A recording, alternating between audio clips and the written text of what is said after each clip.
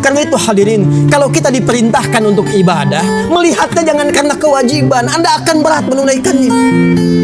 Ya Allah, barusan tadi zuhur, sekarang sudah asar lagi.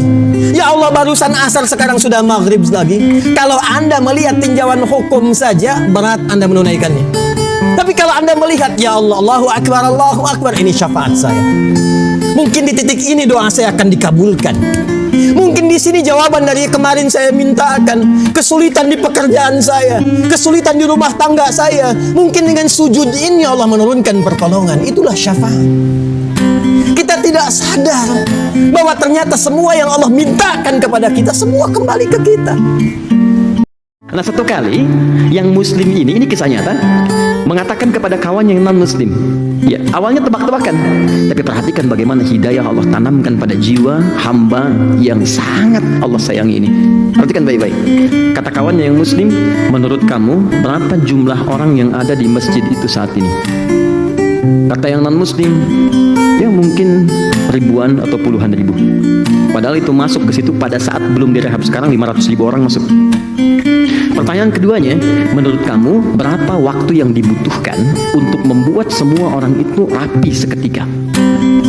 Tapi kata orang tadi, ya paling sedikit 2 pekan. Mungkin dia bayangkan satu-satu suruh berdiri gitu kan? Nah, mungkin 2 pekan. Kata orang ini, saya akan buktikan kepada Anda, kurang dari 5 menit mereka akan rapi sempurna.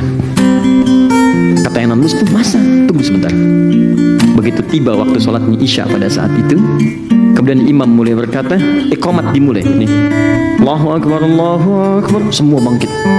Yang tawaf berhenti, semua berdiri. Rapi, kaget. Yang non-muslim tadi kaget, kok bisa? Kata yang muslim, jangan dulu kaget, sebentar dulu.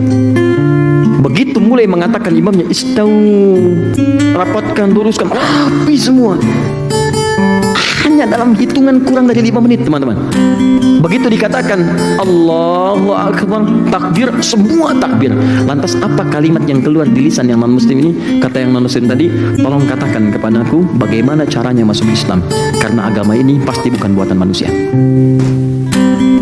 Jadi bayangkan, ada orang nonton sholat Isya masuk Islam. Ada orang Islam sudah adzan, kamu sholat Isya. Kau kerjakan ibadah karena aku jadikan kecil dunia, kutundukkan untukmu, mudah. Tapi kalau engkau berpaling padaku, bermain-main dengan dunia, maka aku akan jadikan engkau tertunduk mencari dunia. Capek tuh, 24 jam capek, cuma putar-putar, berangkat kerja, berangkat gelap, pulang gelap, cuma tidur, balik lagi, nulis, capek sendiri. Begitu dapat sakit, sholat gak sempet, tahajud gak bisa, baca Quran gak ada. Aku tundukkan engkau capek dalam urusan dunia, dan engkau tidak akan mendapatkan dari rezeki itu, tidak akan mendapatkan apapun dari rezeki itu kecuali sesuai dengan apa yang telah aku tetapkan. Ya bani Adam, khudhu zinatakum inda kulli masjid. Hai anak cucu Adam, ketika mendengar panggilan dari masjid, Anda akan menghadap, maka kenakan pakaian terbaikmu. Pakaian terbaikmu. Anda dapat undangan dari teman Anda. Maaf, ada resepsi besok, ada undangan jam 10 pagi. Anda siapkan pakaian paling bagus, Anda siapkan pakaian paling bagus, sepatunya bagus, bahkan pesan dari toko yang baru dan sebagainya. Untuk memenuhi apa? Undangan. Datang ke resepsi, cuma salaman, makan nggak bisa nambah. Ya, Masya Allah, sekali lewat, foto-foto, pulang. Menyiapkan pakaian luar biasa. Anda diundang oleh Allah 5 kali dalam sehari. Kebutuhan diberikan, rezeki diberikan, kesehatan dimaksimalkan. Maaf, kesulitan kemudian dimudahkan, segalanya diberikan. Dan tidak ada yang mengundang seperti Allah 5 kali dalam sehari. Tiba-tiba Anda datang dengan pakaian yang biasa-biasa saja. Jadi kalau Anda ingin datang dalam kekhusyuan, kata Allah, pertama kali kenakan pakaian terbaik.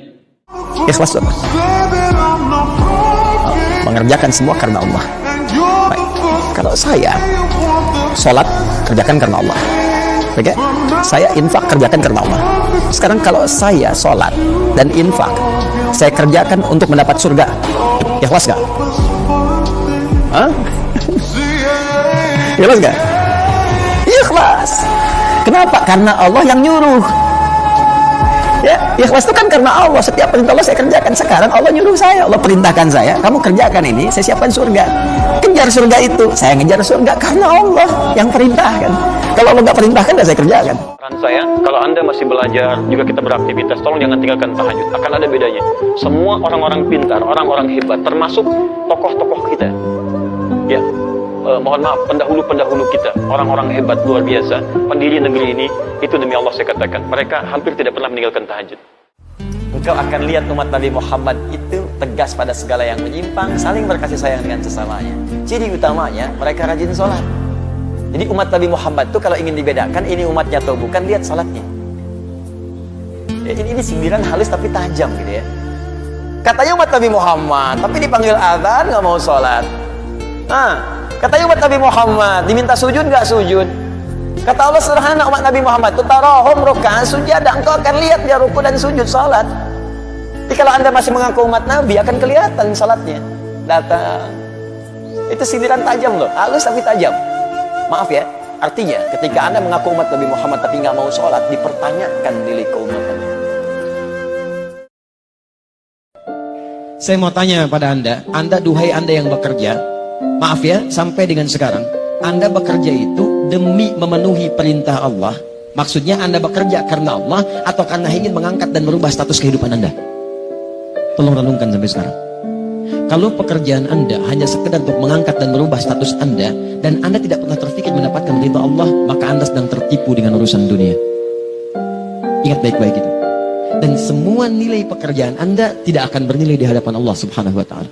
Padahal yang paling hebat, seorang lelaki ketika dia mencari nafkah dan diniatkan karena Allah, demi Allah saya katakan, mulai setiap langkah pertamanya itu sudah dihitung sebagai pahala oleh Allah Subhanahu wa ta'ala. Itu janji Allah. Kalau anda benar mengerjakan itu, bukan cuma dicatat sebagai pahala. Kata Allah, jangankan kamu keluar menginjakan kaki, sebelum berangkat saya datangkan rezeki ke tempatmu. Tahajud itu punya 4 kemuliaan yang tidak akan ditemukan di sholat apapun. Itu cuma malam, waktunya malam ya. Satu, Allah menjamin akan mengangkat karir pekerjaannya, ditempatkan di tempat terbaik. Yang kedua, cara dia bekerja, beribadah, beraktivitas dibimbing supaya mudah. Yang ketiga, kalau ada kesulitan dibimbing supaya keluar dengan lancar. Yang keempat, kalau sedang bekerja diganggu orang, ada yang mau menyingkirkan, menyungkurkan, menyudutkan, Masya Allah, Allah langsung yang tolong tanpa perang. Orang yang sengaja meninggalkan sholat, hukumnya dosa besar. Awas, hati-hati, lihat baik-baik. Orang yang meremehkan sholat saja disebut munafik oleh Quran, tempatnya neraka jahanam, apalagi yang sengaja meninggalkan sholat. Sungguh orang munafik itu berusaha menipu Allah, tipu-tipu. Apa diantara menipu Allahnya? Dia berusaha menipu Allah padahal dia menipu diri sendiri. Bagaimana caranya? Kalau sholat malas-malas, nipu. Nih Allah, saya mau sholat. Fisiknya kelihatan sholat, tapi sebetulnya dia enggan menunaikannya. Allah akan himpun orang munafik dan orang-orang kafir di neraka jahanam. Orang munafik masih sholat, tempatnya neraka jahanam. Ada orang sengaja meninggalkan sholat, maka tempatnya di mana?